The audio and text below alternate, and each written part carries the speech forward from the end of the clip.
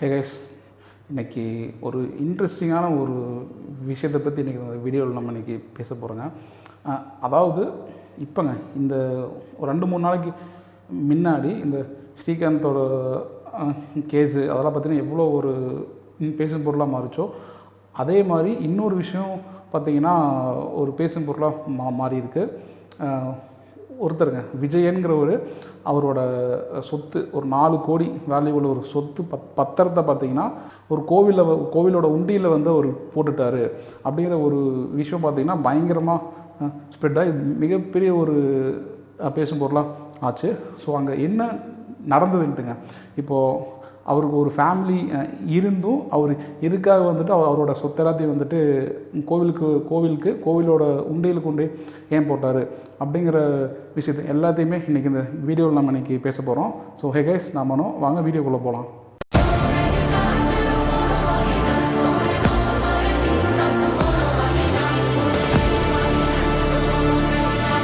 ஓகேங்க, இப்போ இந்த விஷயம் வந்துட்டு எங்கே நடந்திருக்குன்னு பார்த்தீங்கன்னா திருவண்ணாமலையில் இருக்க ஒரு வில்லேஜ் இல்லைங்க.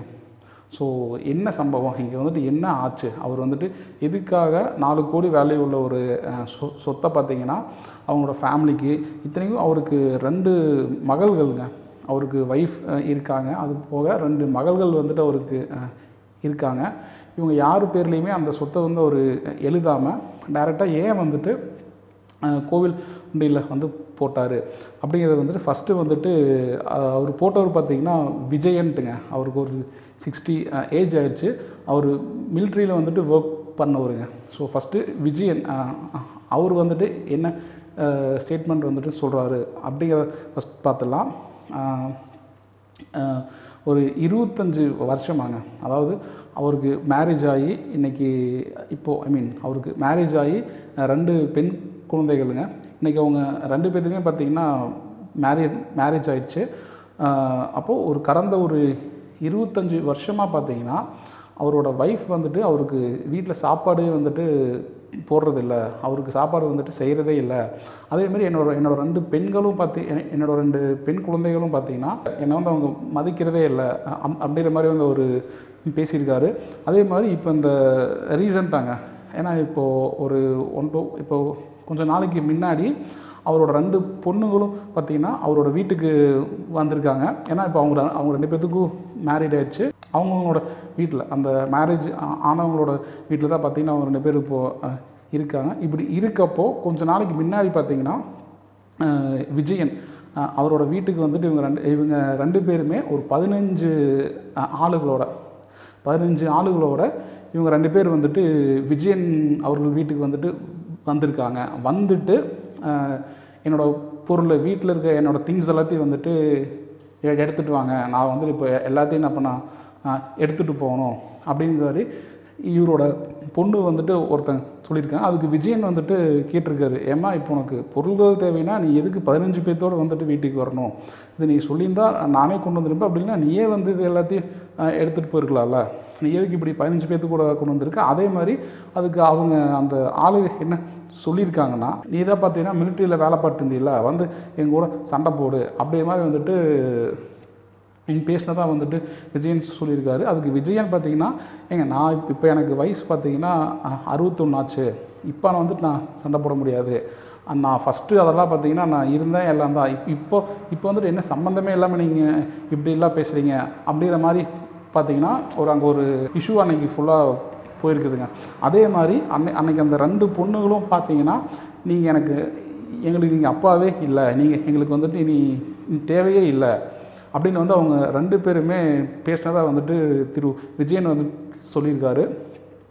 ஸோ அந்த ஒரு இன்சிடெண்ட்டுக்கு அப்புறம் பார்த்திங்கன்னா அவர் என்ன யோசிச்சார்னா, சரி என்னோடய ஒய்ஃபு வந்துட்டு எனக்கு 25 இயர்ஸாக வந்துட்டு சாப்பாடு போடுறதில்ல, எதுவுமே பண்ணுறதில்ல, இன்றைக்கி வந்து நான் வளர்த்தின என்னோடய பொண்ணுகளும் வந்துட்டு இன்றைக்கி என்ன வேணான்ட்டாங்க, அப்புறம் இந்த சொத்தெல்லாம் வந்துட்டு யாருக்கு இருக்குது, யாருக்காக சம்பாரித்தோம் அப்படின்னு நான் யோசிச்சு, ஸோ இது எல்லாத்தையும் வந்துட்டு சாமிக்கே வந்துட்டு போட்டுடலாம், என்னோடய பரம்பரைக்கு என்னோடய முன்னோர்களுக்கு வந்து அது புண்ணியமாக போகட்டும் அப்படின்னு வந்துட்டு நான் யோசித்து என்னோடய சொத்துங்க கிட்டத்தட்ட 4 கோடி வேல்யூ உள்ள 2 வீடு, அப்புறம் லேண்டோடங்க இடத்தோட சேர்த்து வீடு, அதெல்லாம் அதோட வேல்யூ வந்துட்டு 4 crore. அதை வந்து நான் கோயிலில் போடுறேன்னு சொல்லி எழுதிக்கிறாருங்க. ஏன்னா அவர் இதில் அந்த பத்திரம் பார்த்தீங்கன்னா அந்த 4 கோடிக்கு வேல்யூவில் அசட்டு மொத்தமும் இந்த விஜயன்கிற அவரோட பேரில் தான் பார்த்தீங்கன்னா ரெஜிஸ்டர் ஆயிருக்கு.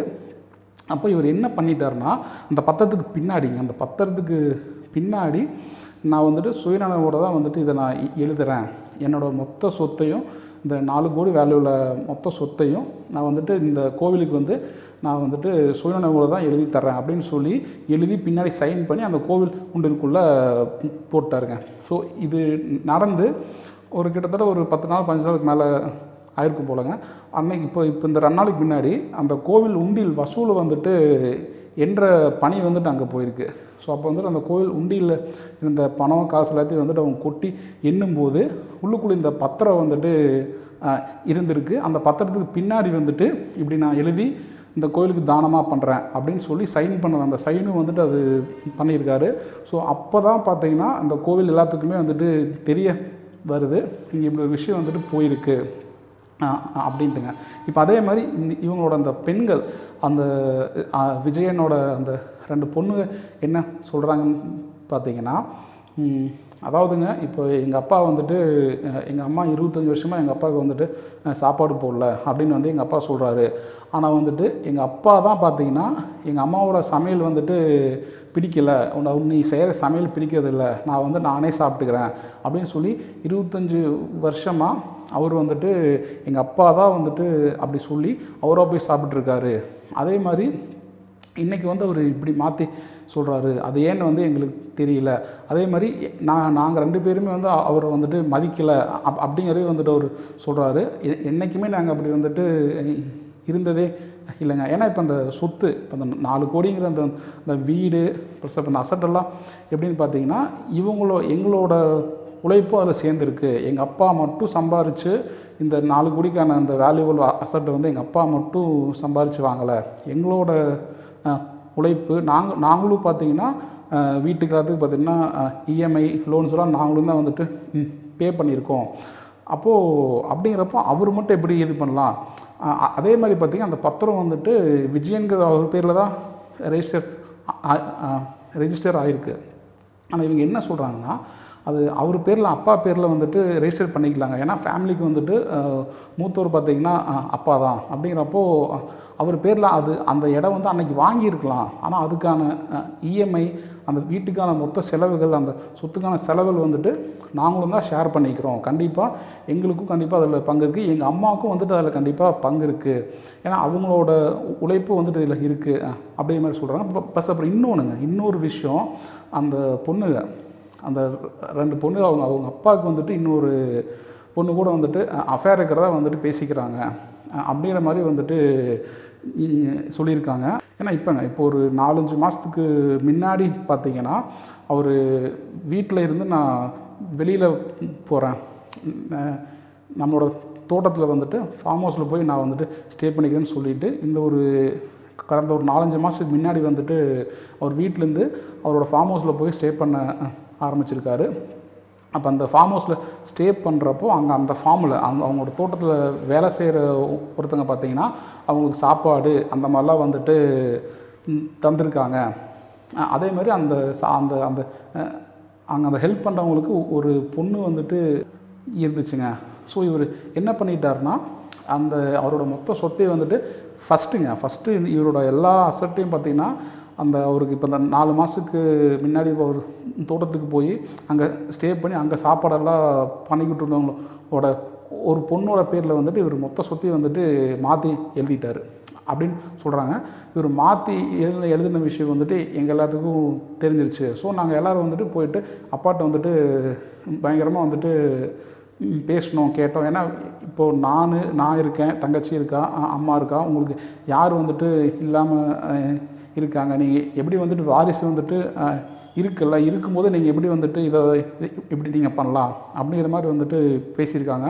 ஸோ பேசிட்டு ஒரு அடுத்த நாளைங்க விஜயனுக்கு பார்த்திங்கன்னா அடுத்த நாளே பார்த்திங்கன்னா அந்த பொண்ணு பேரில் மாற்றின சுத்தராத்தை வந்துட்டு மறுபடியும் இவர் பேர்லேயே வந்துட்டு மாற்றிட்டாரு அப்படிங்கிற ஒரு விஷயத்தையும் அந்த பொண்ணுங்க 2 பேர் சொல்லியிருக்காங்க.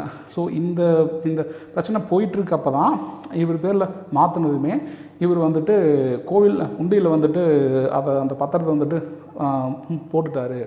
இப்போது இந்த பொண்ணு என்ன இறங்கன்னு பார்த்தீங்கன்னா, ஃபஸ்ட்டு நான் சொன்ன மாதிரி தாங்க, அதாவது இந்த பத்திரம் வந்துட்டு அவரோட பேரில் வந்துட்டு ரெஜிஸ்டர் ஆகிருக்கலாம்.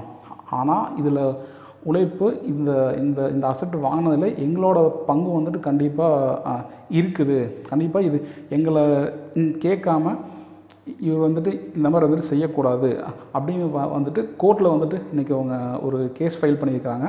அதே மாதிரி இப்போ அந்த கோவில் நிர்வாகத்துலேருந்து என்ன சொல்கிறாங்கன்னு பார்த்தோம்னா, இல்லைங்க நீங்கள் இப்படி வந்துட்டு ஒரு பத்திரம் வந்துட்டு நீங்கள் இப்படி எழுதி வந்துட்டு கோவில் உண்டியில் போட்டிருக்கீங்க, அது ஏன்னா கோவில் உண்டியில் விழுகிற எல்லாமே பார்த்திங்கன்னா கோவிலுக்கு தான் சொந்தம் அப்படின்னு சொல்லி ஒரு சட்டங்க, ஒரு ஆக்ட் வந்துட்டு இருக்காமா.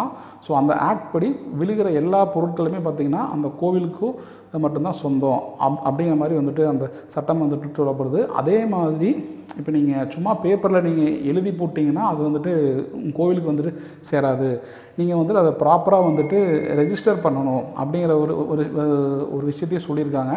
இப்போ இவர் விஜயன்கிறவர் பார்த்திங்கன்னா என்ன சொல்கிறாருன்னா, எனக்கு இதில் மனப்பூர்வமான சம்மதங்க, எனக்கு வந்துட்டு இதில் எந்த ஆட்சேபனையுமே இல்லை, தாராளமாக நீங்கள் என்றைக்கு வந்துட்டு ரெஜிஸ்டர் பண்ணு சொல்லுங்கள், நான் அன்றைக்கி வந்து நான் சைன் பண்ணிடுறேன் அப்படின்ட்டுருக்காரு. அதுக்கு பொண்ணுங்க வந்துட்டு இல்லைங்க, அவருக்கு வந்துட்டு மனநிலை வந்துட்டு பாதிக்கப்பட்டிருக்கு, அவர் சடனாக இப்போது ரீசெண்டாக ஒரு 1-2 வீக்ஸ் முன்னாடி வந்துட்டு அங்கே தோட்ட வீட்டு அந்த ஃபார்ம் ஹவுஸ்லேருந்து எங்கள் வீட்டுக்கு வந்துட்டு எங்களோட பொருள்கள் எல்லாத்தையும் வந்துட்டு தூக்கி போட்டு கீழே போட்டு எரிச்சிட்டாரு, அந்த மாதிரிலாம் பண்ணிகிட்ருக்காரு. அப்போ அவர் வந்துட்டு ஸ்டேபிளாகவே வந்துட்டு இல்லை இது வந்துட்டு செல்லாது அப்படியே மாதிரி வந்துட்டு அவங்க பொண்ணு வந்துட்டு கேஸ் போட்டிருக்காங்க.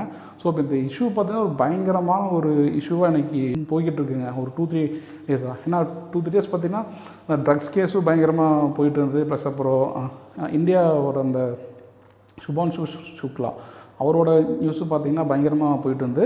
பட் அதுக்கப்புறம் பார்த்திங்கன்னா இந்த நியூஸும் பார்த்திங்கன்னா பயங்கரமாக போயிட்டு இருந்துச்சு. இது எத்தனை பேர்த்துக்கு தெரியும்னு தெரியலங்க. ஸோ அதனால தான் சரி இந்த ஒரு விஷயத்தை வந்துட்டு நம்மளோட சேனலில் வீடியோவில் வந்துட்டு ஷேர் பண்ணலாம் அப்படின்னு சொல்லி நான் பண்ணேன். அதே மாதிரி இன்னொரு விஷயத்தையும் நான் ஷேர் பண்ணுறேங்க. இப்போ இந்த கோவில் உண்டியில் விழுந்தது வந்துட்டு கோவிலுக்கு தான் சொந்தம் அப்படின்னு ஒரு சட்டம் வந்துட்டு இருக்குதுங்க.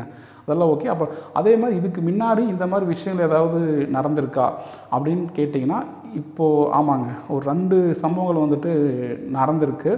அது என்னென்னு பார்த்தீங்கன்னா, ஒருத்தரோட ஃபோனுங்க, இட்ஸ் ஐஃபோன் வந்துட்டு அவர் உண்டியில் காசு போடுற பாக்கெட்லேருந்து எடுத்து ஒரு காசு போடுறப்போ அந்த ஃபோனும் பார்த்திங்கன்னா உண்டியலுக்குள்ளே விழுந்திருக்கு. அவர் சொல்லிட்டார். அப்போவே பார்த்திங்கன்னா அந்த கோவிலோட நிர்வாகம் கிட்ட வந்துட்டு அவர் சொல்லிட்டாரு, எங்க இப்படி நான் பணம் போடுறப்ப என்னோடய ஐஃபோன் வந்துட்டு தவறுதலாக உள்ளுக்குள்ளே விழுந்துருச்சு, எனக்கு கொஞ்சம் எடுத்து தாங்கன்னு இருக்காங்க. அப்போ அந்த கோவில் இருக்கவங்க என்ன சொல்லியிருக்காங்கன்னா, இல்லைங்க கோவிலில் விழுந்த எல்லாமே வந்துட்டு கோவிலுக்கு தான் சொந்தங்க. அதே மாதிரி இப்போ வந்து இதை நம்ம கோவில் உண்டியில் வந்து நம்ம திறக்க மாட்டோம், வசூல் ஆனதுக்கப்புறம் நாங்கள் மாதத்தில் 2 வாட்டி வந்துட்டு வசூல் எண்ணுவோம், நீங்கள் அன்னைக்கு வாங்க, அன்னைக்கு வந்து இந்த பிரச்சனையை வந்துட்டு சால்வ் பண்ணிக்கலான் இருக்காங்க. அவர் அதே மாதிரி 10 நாளுக்கு அப்புறம் வந்திருக்காரு. அப்போ சரி என்ன பண்ணலாங்க, இப்போ வந்துட்டு சரி கோவிலுக்கு தான் சொந்தம், பட் இதுக்கு வந்துட்டு என்ன வழிங்கிறது ஃபஸ்ட்டு எனக்கு வேறு எதாவது சொல்லுங்கிறாங்க. அப்போ சொல்லிக்கலாம், இப்போ பணமாக்குறதெல்லாம் வந்துட்டு கோவிலுக்கு எடுத்துக்குவாங்க. சில பொருட்களாக ஏதாவது வந்துட்டு உண்டியில் போட்டாங்கன்னா அந்த பொருட்களை வந்துட்டு ஏலத்தில் விட்டு அதில் வர்ற அமௌண்ட் வந்துட்டு கோவிலுக்கு நாங்கள் யூஸ் பண்ணிக்கொண்டு இருக்காங்க. அப்போ நீங்கள் உங்களோட ஃபோனை வந்து நாங்கள் ஏலத்தில் விடுறோம், நீங்கள் ஏலத்தில் வந்துட்டு வாங்கிக்கன்னு சொல்லி 10,000 அவர் ஃபோனுக்கு ஒரு 10,000 கட்டி அதுக்கப்புறம் அந்த ஃபோனை வந்து அவர் வாங்கியிருக்காரு. இதே மாதிரி இன்னொரு விஷயங்க, இன்னொரு கோவிலில் ஒரு பெண்ணோட செயின் வந்துட்டு காணிக்கை போடுறப்போ அவங்க கழுத்தில் இந்த செயினும் வந்துட்டு உண்டியலுக்குள்ளே கீழே விழுந்திருக்கு. ஸோ அதே மாதிரி அவங்களும் இதே தான் சொல்கிறாங்க. பட் ஆனால் இங்கே பார்த்திங்கன்னா அந்த கோவிலோட சேர்மேன் இல்லாட்டி ட்ரஸ்டி பார்த்திங்கன்னா அதே மாதிரி ஒரு செயின் வந்து அந்த பெண்ணுக்கு வந்துட்டு வாங்கியே வந்துட்டு அவர் தந்து அனுப்பிச்சிட்டாரு. ஸோ இந்த மாதிரி இந்த 2 விஷயங்களும் வந்துட்டு நடந்திருக்குங்க. ஸோ இன்றைக்கி இந்த விஷயத்த ஷேர் பண்ணலான்ட்டு. ஏன்னா இது எத்தனை பேர்த்துக்கு இந்த விஷயம் தெரியும்னு எனக்கு தெரியல. நான் பார்த்தேன், கொஞ்சம் ஒரு இன்ட்ரெஸ்டிங்காக பட்டது. ஸோ இதை ஷேர் பண்ணலாம் அப்படின்னு சொல்லி இந்த வீடியோ ஷூட் பண்ணுங்கள். ஸோ இதோட இந்த வீடியோவை நான் கம்ப்ளீட் பண்ணிக்கிறேன். அதே மாதிரி மண்டேலேருந்து நம்ம சேனலோட கண்டென்ட் வந்து நான் மாற்றுறேன். ஸோ சேஞ்ச் பண்ணுறேன். என்னங்கிறத மண்டேலேருந்து பார்க்கலாம். நாளைக்கு வேற ஒரு வீடியோவில் மீட் பண்ணலாங்க.